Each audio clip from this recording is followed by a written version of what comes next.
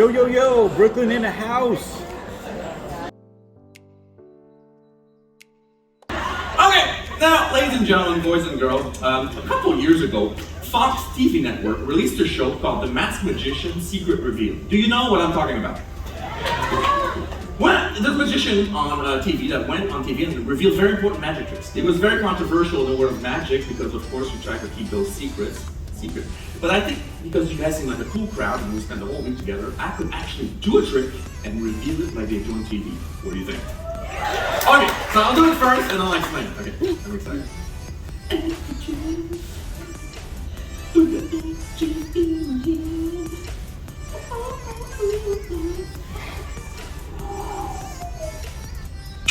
An egg. Boom goes the dynamite. Okay. Now we'll explain it. Music, maestro. We will now reveal the secret behind this illusion.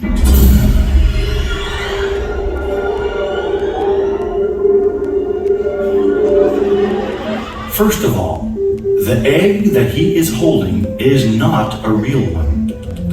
It's made of porcelain. As you can see, there is a hole on the side of the egg, and that's where the handkerchief goes inside.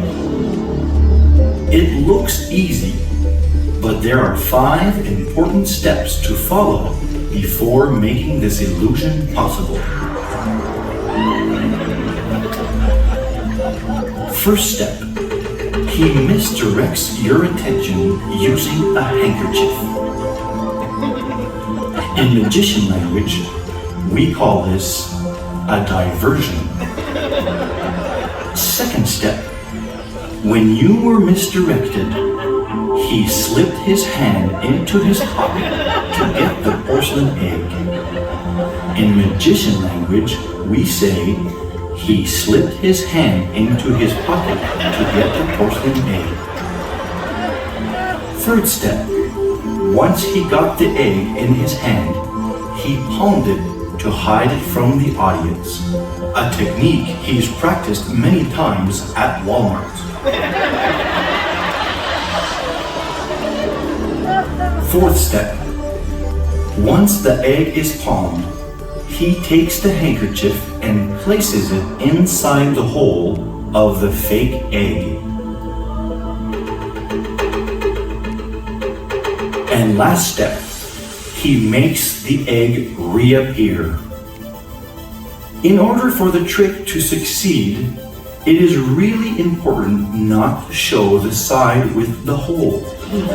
If this was to happen, take an empty glass and pretend to break the egg.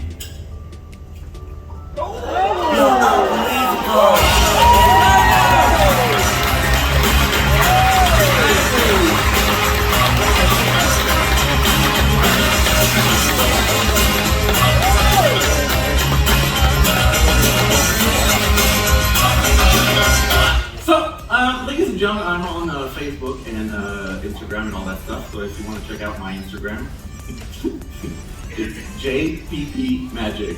I don't know why people laugh at that. That's my name. It's JPP initials and then Magic, right? JPP Magic. And so if you want to see pictures of my cats or what I eat in the morning for some reason, that's what it is. And my Facebook is my name, Jean Pierre. Okay.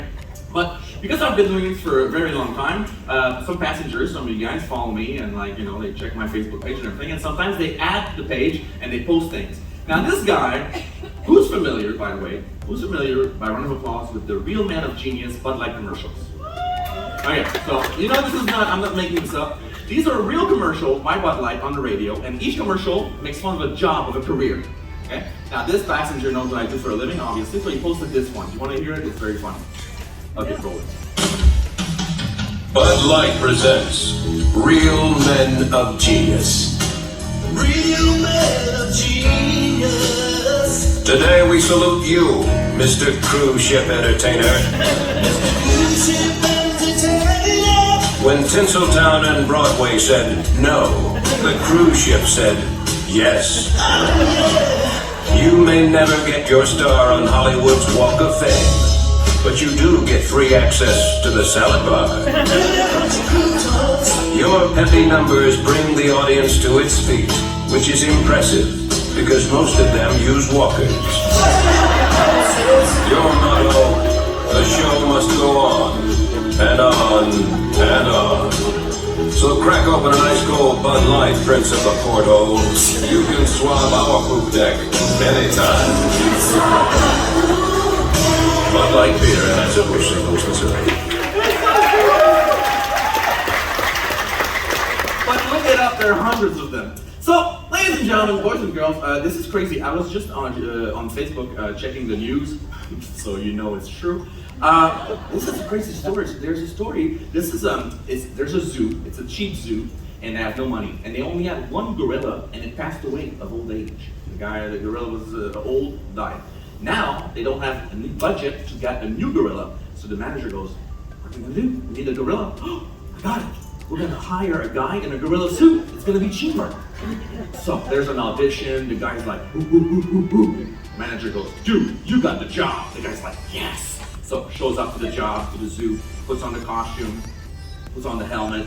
It's a cheap costume because it's a cheap zoo, but it doesn't matter because the guy's gonna be in a cage right on top of the lion's pit. It'll be far, everybody's gonna believe it. So Sunday morning, they open the gate, all the mommies, daddies, little boy, little girls like, "Mommy, mommy, look at the gorilla." The guy's like, "Ooh, ooh, ooh, ooh, ooh," shaking the cage. Everybody's believing it. But it's a cheap cage because it's a cheap zoo. So the cage cracks open, the guy falls in the lion's pit.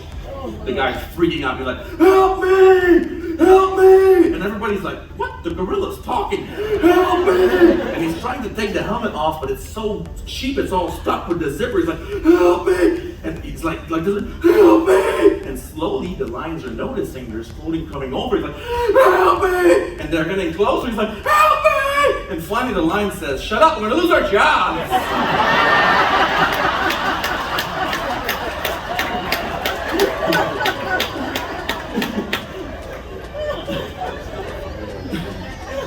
Because the lion was also a costume, sir.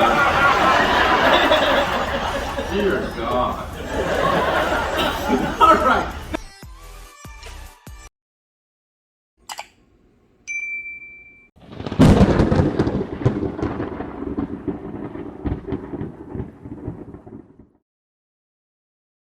Yo, yo, yo, Brooklyn in the house.